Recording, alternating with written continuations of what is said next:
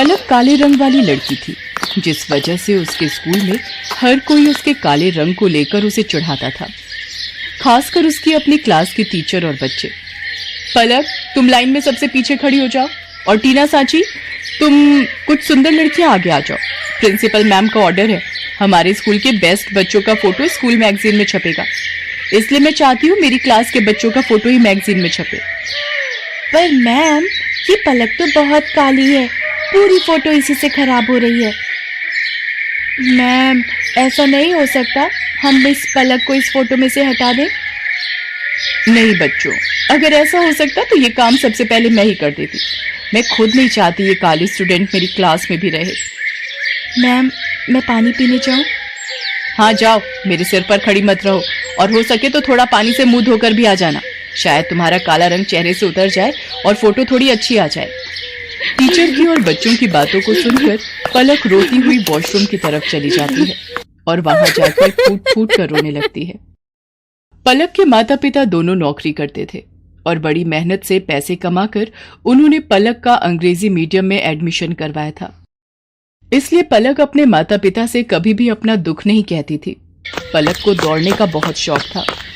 वो रोजाना सुबह स्कूल जाने से पहले दौड़ने का अभ्यास करती थी, पर वो जब भी अपनी टीचर से स्कूल में दौड़ प्रतियोगिता में भाग लेने के लिए कहती थी तो उसकी टीचर उसे साफ मना कर देती थी और बच्चे उस पर हंस देते थे। तू दौड़ेगी? अपनी शक्ल देखी है कभी शीशे में? मैम तुझे कभी भी दौड़ प्रतियोगिता में नहीं लेंगी। आज तक हमेशा से टीना ही विनर रही है और आगे भी रहेगी। इतनी देर में क्लास टीचर भी आ जाती हैं। बच्चों, हमारे स्कूल को बहुत ही बड़े लेवल पर दौड़ प्रतियोगिता के लिए भेजा जा रहा है। टीना, मैंने तुम्हारा नाम प्रिंसिपल मैम को दे दिया है। ओके मैम, मैं आज से ही प्रैक्टिस शुरू कर देती हूँ। मैम, मैं भी दौड़ प्रतियोगिता में भाग लेना चाहती हूँ। नहीं पलक, मैं तुम्हें इस प्रतियोगिता में नहीं ले सकती। तुम देखने में बिल्कुल भी सुंदर नहीं हो, और अगर मैंने तुम्हें इस प्रतियोगिता में ले लिया और तुम हार गई तो प्रिंसिपल मैम मुझ पर गुस्सा होंगी। पलक रोती हुई घर आती है, पर जैसे ही वो अपनी माँ को सामने देखती है, अपने आंसू पोंछ लेती है और खाना खाने बैठ जाती है। पर उसका मन उदास था, इसलिए पलक अगले दिन स्कूल की छुट्टी ले लेती है। उसे पता था कि वो स्कूल जाएगी तो और बच्चों को प्रतियोगिता में जाता देख उसका मन दुखेगा। अरे पलक बिटिया, आज तू स्कूल नहीं जा रही? नहीं माँ, आज बस थोड़ा सिर में दर्द है, इसलिए घर पर आराम करूंगी। कोई बात नहीं पलक बिटिया, तू तो रोजाना ही स्कूल जाती है, आज छुट्टी कर ले और आराम करना। एक काम करो, आज तुम चले जाओ, मैं पलक के पास ही रुक जाती हूँ। उसे किसी चीज की जरूरत होगी तो बना दूंगी। ठीक है, फिर मैं अकेला ही काम पर चला जाता हूँ। पलक की माँ उसके पास ही घर पर रुक जाती है। पलक सो रही थी और उसकी माँ काम कर रही थी। इतनी देर में दरवाजे पर कोई आता है। जी, मेरा नाम रामलाल है, मैं पलक बिटिया के स्कूल का चपरासी हूँ। मुझे वहाँ की प्रिंसिपल मैम ने भेजा है। उन्होंने तुरंत ही पलक को स्कूल बुलाया है। वो किसी दौड़ प्रतियोगिता में जाना है, शायद यही बात हो रही थी। पलक को, पर उसकी तो अभी तबीयत। रामलाल भैया, आप मैम को बोल दो मैं अभी तैयार होकर स्कूल पहुंचती हूँ। दौड़ प्रतियोगिता का नाम सुनकर मानो पलक के दिमाग में कौन सी फुर्ती आ गई कि वो जल्दी से तैयार होकर स्कूल पहुंच गई। अच्छा, तो तुम पलक हो बेटा, हमें तुम्हारी बहुत जरूरत है और इस स्कूल को भी। टीना जो तुम्हारी क्लास की है वो इस प्रतियोगिता में भाग नहीं ले सकती। उसके पैर में चोट आ गई है, इसलिए डॉक्टर ने उसे दौड़ने के लिए मना किया है। हम चाहते हैं कि तुम अपने स्कूल के लिए इस प्रतियोगिता में हिस्सा लो और जीत कर ही लौटो। मैम, मैं आपसे वादा करती हूँ, मैं इस प्रतियोगिता में जीत कर ही लौटूंगी। पलक, मुझे माफ कर दो बेटा, मैंने एक टीचर होकर भी तुम्हारे साथ कितना गलत व्यवहार किया। पर आज जब हमारी क्लास की और स्कूल की इज्जत का सवाल है तो हमें तुमसे बेहतर दौड़ प्रतियोगिता के लिए कोई बच्चा नजर ही नहीं आया। मैं जानती थी कि तुम रोजाना सुबह दौड़ने का अभ्यास करती हो, इसीलिए मुझे तुम्हारा नाम सबसे पहले याद आया। मेरी शुभकामनाएं तुम्हारे साथ हैं। पलक, देखना तुम इस प्रतियोगिता में जीत कर ही लौटोगी। Thank you ma'am, thank you so much. मैं आपसे वादा करती हूँ मैं इस प्रतियोगिता में जरूर जीतूंगी। पलक की क्लास के सब बच्चे भी उसे शुभकामनाएं देते हैं और पलक पूरे जोश के साथ दौड़ प्रतियोगिता में हिस्सा लेती है और जीत कर लौटती है। उसकी प्रिंसिपल मैम और क्लास टीचर उसे इनाम में ट्रॉफी देकर सम्मानित करती हैं। ट्रॉफी लेकर पलक घर पहुंचती है प्रतियोगिता जीतने की खुशी पलक के माता पिता उसके चेहरे पर साफ साफ देख रहे थे। उस दिन के बाद से पलक को कभी भी कोई भी उसके काले रंग के लिए नहीं बोलता था, बल्कि सब उसकी बहुत तारीफ करते थे। रामलाल अमन कुमार के घर नौकरी करता था।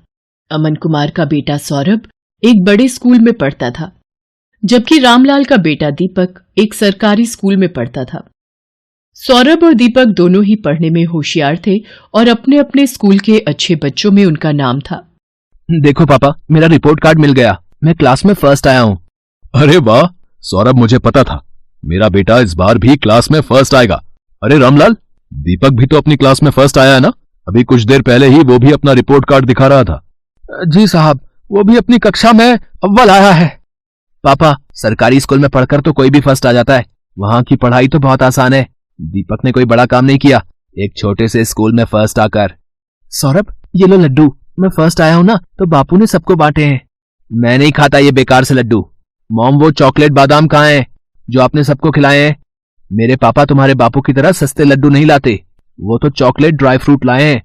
और ज्यादा इतराने की जरूरत नहीं है, तुम हमारे नौकर के बेटे हो, जितनी मर्जी कोशिश कर ले तो मेरी बराबरी नहीं कर सकता। सौरभ बेटा, ऐसे नहीं बोलते, दीपक भी अच्छा बच्चा है। मॉम, मुझे दीपक एक आंख नहीं भाता, मेरे सामने पापा उसकी तारीफ करते रहते हैं, मुझे बिल्कुल अच्छा नहीं लगता। मैं कपिल के घर खेलने जा रहा हूँ। सौरभ को दीपक से नफरत थी। दीपक भी उसकी तरह पढ़ाई में बहुत अच्छा था। ये बात सुनकर सौरभ और गुस्से में आ जाता है। सौरभ कपिल के घर खेलने चला जाता है। क्या हुआ सौरभ, आज तू बड़ा गुस्से में है? मैं दीपक से नफरत करता हूँ। आज मैं जब पापा को अपना रिपोर्ट कार्ड दिखा रहा था तो दीपक ने भी अपना रिपोर्ट कार्ड दिखाया, वो भी मेरी तरह फर्स्ट आया है। फिर तुम ही बताओ, फिर पापा उसकी भी तारीफ करने लगे, वो हमारे नौकर का बेटा है, ये बात मुझे उसे समझानी होगी। अरे तू चिंता क्यों करता है, सब ठीक हो जाएगा। अच्छा सुन, कल दोपहर में सारे दोस्त गेम में पैसे लगा रहे हैं, तू कितने लगाएगा? मेरी तरफ से 200 रुपए लगा दे। अरे तू फिर से अपनी मम्मी के बैंक अकाउंट से 200 रुपए लेगा तो तेरी मम्मी गुस्सा नहीं करेंगी? मेरे पापा बहुत रिच हैं, मेरे पास पैसों की कमी नहीं है। मेरे मम्मी पापा मुझसे कुछ नहीं कहते हैं क्योंकि मैं स्कूल में हमेशा फर्स्ट आता हूँ। सौरभ को गेम पर पैसा लगाने की आदत पड़ गई थी।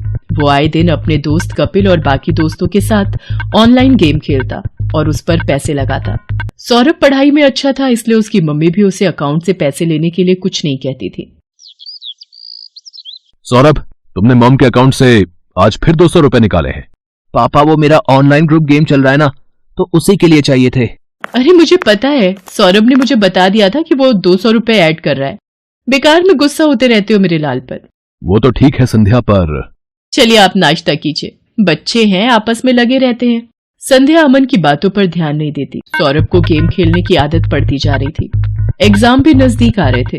एक दिन, सौरभ क्या बात है, आजकल लग रहा है तुम पढ़ाई पर ध्यान नहीं दे रहे हो। तुम्हारी मैम का फोन आया था, तुम 2 दिन से ट्यूशन में लेट पहुंच रहे हो।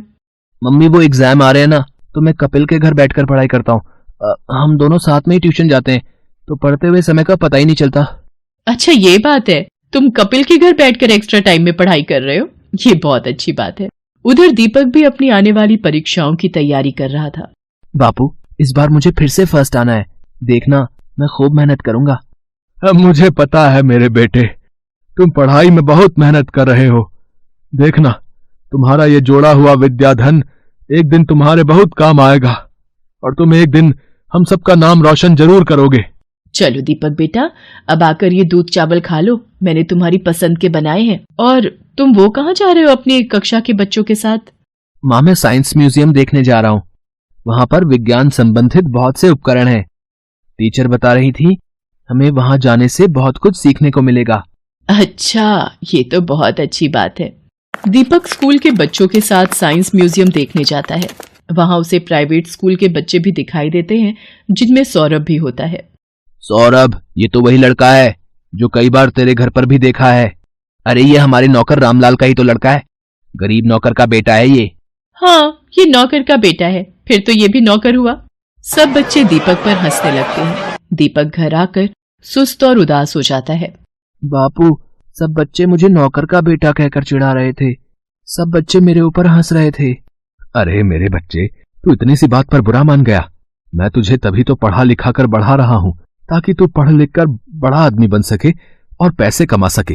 रामलाल की बातों को सुनकर दीपक में हिम्मत आ जाती है और वो खुश हो जाता है और खूब मन लगाकर पढ़ाई करने लगता है। अगले दिन दीपक स्कूल जाता है तो उसकी टीचर उसे कक्षा में पूरे साल अच्छा करने के लिए पुरस्कार देती है। दीपक ने पूरे साल बहुत मेहनत करके अव्वल स्थान पाया है, इसलिए दीपक को स्कूल की तरफ से कक्षा में best student of the year का अवार्ड दिया जा रहा है। और मैं जानती हूँ कि फाइनल एग्जाम जो आने वाले हैं, दीपक उसमें भी फर्स्ट क्लास पास होने की पूरी कोशिश में लगा होगा। Thank you ma'am. सब बच्चे तालियां बजाकर दीपक की प्रशंसा करते हैं। घर आकर दीपक अपने बापू और माँ को सारी बात बताता है। अरे वाह, ये तो बहुत सुंदर पुरस्कार है। जीते रहो मेरे बच्चे। बापू, मैं ये पुरस्कार अमन अंकल को दिखाकर उनका आशीर्वाद लेना चाहता हूँ। ठीक है बेटा, चल तू उनका भी आशीर्वाद ले ले। संध्या, तुम्हारे बैंक अकाउंट से 1 लाख रुपए निकल गए और तुम्हें पता तक नहीं। मैं भला इतने पैसे एक साथ कहाँ खर्च करूंगी? मुझे भी कुछ समझ नहीं आ रहा, ये सब कैसे हो गया? रुको, मैंने बैंक से सारी डिटेल निकलवाई है। बैंक की तरफ से ही फोन है। अमन बैंक वालों से फोन पर बात करने लगता है। रामलाल और दीपक भी वहीं खड़े थे। हो गया सत्यानाश। और दो लाडले को मोबाइल फोन। तुम्हारे बेटे ने बेवकूफी में 1 लाख रुपए न जाने किसी ऑनलाइन गेम में लगा दिए। अब भुगतो। और है कहां ये सौरभ? वो तो अपने दोस्त कपिल के साथ ट्यूशन गया है। मेरे फोन पर सौरभ के ट्यूशन से फोन। जी, मैं सौरभ की मम्मी बोल रही हूँ। क्या सौरभ ट्यूशन नहीं आ रहा? पर जी ठीक है, सौरभ पिछले 1 हफ्ते से ट्यूशन नहीं जा रहा। तभी सौरभ आ जाता है। क्यों सौरभ, ट्यूशन से आ गए? जी पापा। अब तुम झूठ भी बोलने लगे हो। तुमने 1 लाख रुपए किसी ऑनलाइन गेम में लगा दिए और 1 हफ्ते से ट्यूशन भी नहीं जा रहे हो। 2 दिन बाद तुम्हारे फाइनल पेपर हैं। Papa mummy, I am sorry. मैं कपिल के बहकावे में आ गया था और उसी की वजह से आज मैं स्कूल टेस्ट पेपर में भी पहली बार फेल हो गया। अरे रामलाल, तुम कब आए? और दीपक बेटा, ये तुम्हारे हाथ में क्या है? जी ये वो, आज मुझे स्कूल में बेस्ट स्टूडेंट का अवार्ड मिला तो आपका आशीर्वाद लेने आ गया। जीते रहो बेटा, खूब तरक्की करो। अमन दीपक को आशीर्वाद देकर चुपचाप अपने कमरे में चला जाता है। पापा, क्या मैं अंदर आ सकता हूँ? मुझे अभी तुमसे कोई बात नहीं करनी सौरभ, अपने रूम में जाओ। मम्मी पापा मेरे से नाराज है, वो मेरे से बात नहीं कर रहे। सौरभ, अगर तुम्हें सच में अपनी गलती का एहसास है तो अपनी गलती को सुधारो, फिर तुम्हारे पापा का गुस्सा ठंडा हो जाएगा। मुझे पता है मम्मी, मुझे क्या करना है। सौरभ ने अब कपिल और उसके दोस्तों के साथ गेम खेलना बंद कर दिया और खूब मन लगाकर पढ़ने लगा। पर 2 दिन बाद उसका मैथ्स का पेपर था। उसने ट्यूशन की बहुत छुट्टियां ले ली थी और उसका कोर्स अभी बहुत बाकी रह गया था। मम्मी, मेरा बहुत सारा सिलेबस अभी रिवीजन के लिए बाकी है, मैं कैसे कर पाऊंगा? कुछ सवाल तो मुझे समझ भी नहीं आ रहे। सौरभ, तुम एक काम क्यों नहीं करते? दीपक की मैथ्स बहुत अच्छी है, उसके मार्क्स भी बहुत अच्छे आते हैं और मैंने सुना है अब तो सरकारी स्कूल की पढ़ाई भी बहुत अच्छी हो गई है और प्राइवेट स्कूल की किताबें और सरकारी स्कूल की किताबें एक जैसे कोर्स की पढ़ाई जाती हैं। मम्मी, क्या दीपक मेरी मदद करेगा? मैंने हमेशा उसके साथ गलत व्यवहार किया है। कोई बात नहीं, पर अब तुम्हें अपनी गलती का एहसास है, ये बहुत बड़ी बात है। रामलाल, दीपक को जरा बुला लाओ, सौरभ को मैथ्स में उसकी सहायता चाहिए।